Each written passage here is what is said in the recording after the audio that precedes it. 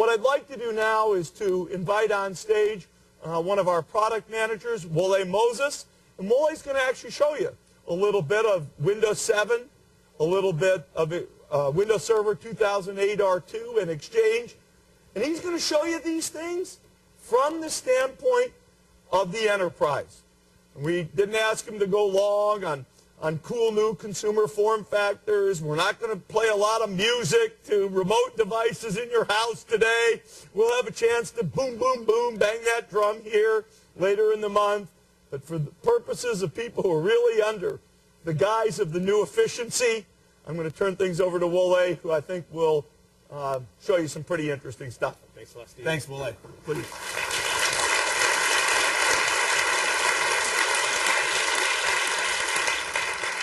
Thank you. So my name is WOLE Moses, and I'm part of the Windows product management team at Microsoft. But in this demo, I'm going to play the role of a business person traveling from New York City to San Francisco to attend a very important meeting. In fact, I'll be attending my company's corporate financial earnings meeting. And in attendance will be lots of people who want to hear not only about our current financial results, but also about our plans for improving, growing, and transforming our business.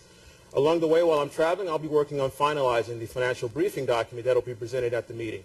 So we start off when I get to Chicago during a brief layover before my flight to San Francisco. Since I have a few minutes, I decided to go online and check my email using Outlook Web App, a new Exchange 2010 web application that, in addition to my phone and the full Outlook client, provides easy access to the rich capabilities of Exchange 2010. So when I'm in my email, I notice I have an email here from my colleague Brad, who's one of the people I've been working on this financial briefing document with. The first thing I'd like for you to notice is here. Let me zoom in.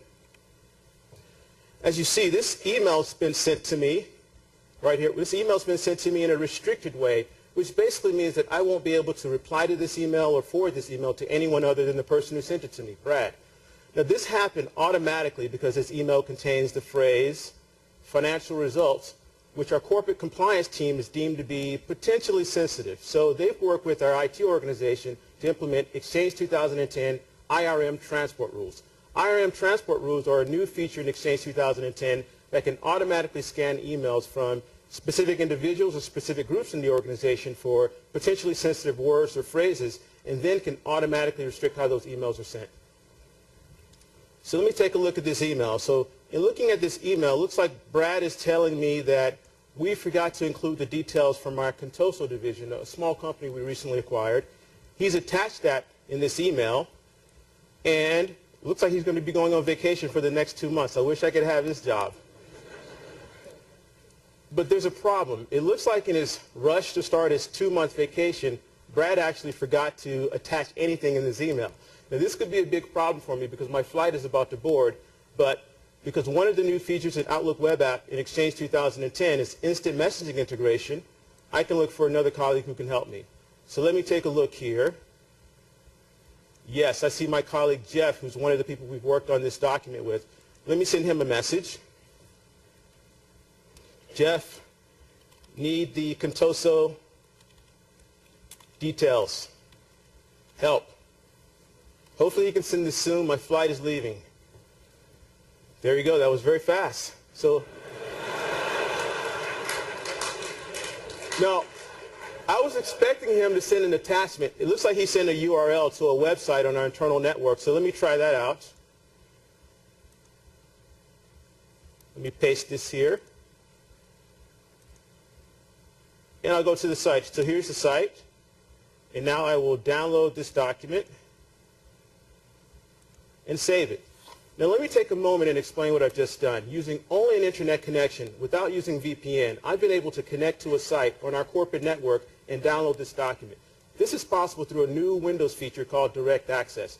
Direct Access is a combination of Windows 7 and Windows Server 2008 Release 2 that enables you to give your people secure and encrypted access to websites, files, and applications on your corporate network without them having to stop, wait, and establish a VPN connection. Additionally, whenever their PCs are connected to the internet, even before they've logged on, your IT department can securely connect to and manage their PCs. All right, so let me send a note of thanks to Jeff. Oh, looks like he sent me another message. So he's saying that I'm going to have an application compatibility issue with this spreadsheet. Well, it's time for me to board my flight now. I'll have to deal with that later. Okay, so now I'm aboard my flight. And as usual, I'm in the middle seat, but I still need to work on incorporating the updates from Contoso into my document. Now, Jeff mentioned that Contoso's spreadsheet application is simply not compatible with Windows 7. Well, because I'm using client virtualization technology that's part of the Microsoft Desktop Optimization Pack, even though Contoso uses Excel 97. Does everyone remember Cliffy? All right. Should we bring him back? All right, okay. Mixed answers here. I can open this spreadsheet in a desktop virtual machine, but in a way that's completely seamless to end users. So this is very transparent. I can manipulate data in this spreadsheet. If I need to copy and paste between data in this spreadsheet and data in another Excel running natively in Windows, I can do that as well. So using this technology, I'm able to overcome lots of my application compatibility issues. All right, now back to my document. Now, while I'm working on this document, if I needed to reference information that was in some other document, Windows 7 makes it really easy to do. So, for example, if the information I need is in an Excel spreadsheet, I can click here and find all of my important spreadsheets here. If it's in a Word document, I can find all of my important Word documents here. So the point is I don't have to go through a lot of steps to get to my documents and my information. Additionally, if I needed to do some comparisons of information between these two applications, snap that here, snap that there, and it's that simple. So I can just go through, do these comparisons. It's quick and easy. I didn't have to spend a lot of time tiling and sorting. So by the time I've arrived in San Francisco, I've gotten a lot of work accomplished. All right, so I get to San Francisco. I check into my hotel. As you can imagine, I'm really tired, but I decide it's probably a good idea for me to validate the numbers in my report just once more before I go to bed. However, when I run my favorite and usually reliable application for doing validation of numbers and number crunching in general, Windows Calculator, it seems to be malfunctioning. Well, with Windows 7, we make it really easy for your IT department to help end users troubleshoot their PC issues and get resolution. One of the ways we do it is with a new tool called the Problem Steps Recorder. Let me show you that. I'll launch it by typing PSR. And when I hit this button here, everything I do on my PC will be recorded. So let me take a look at Calculator. And I'll clear it out here. And I'll just do something really simple, some very, very simple number crunching. Let me do 1 plus 1, right? It gets no simpler than that. Equals. See, there it is again. Calculator is still malfunctioning. 1 plus 1 is not equal to 10. Well, since I've been recording this, I can stop recording now. I can save this file.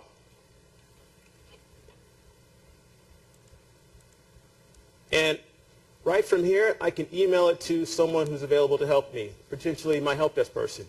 And here's what they would see when they open the file. As you see, the Problem Steps Recorder creates a visual reproduction of everything I did on my PC, along with annotated details describing what I've done.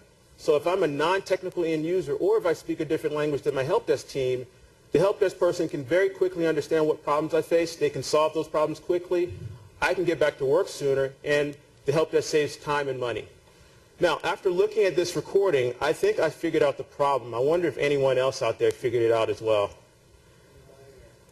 The calculator was in binary mode, and in binary, 1 plus 1 is equal to 1, 0. But for the purposes of this report, I better change it. We don't need any zeros in the wrong place in my financial briefing document, as I'm sure you can imagine.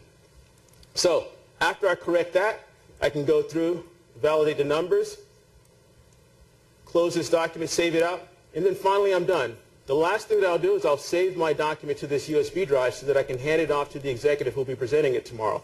So let me insert my USB drive here. Now, I've already used Windows 7 to encrypt this USB device so that if it's lost or stolen, our intellectual property remains safe and protected. This is a feature called Bitlocker To Go. So let me unlock it with the password I selected earlier.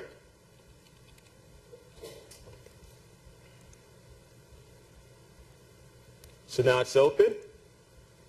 And I'll save this document that I've been working on to this encrypted USB device. Quick and easy. So this document that I've been working on today and all of my experiences of today show how my company is using technology to make our people productive despite the various business or technical challenges we may encounter. It also shows how we're using technology to ensure that our intellectual property remains protected and compliant. And finally, it shows how we're using technology to take cost out of the business. And this is what we mean by the new efficiency. Thank you.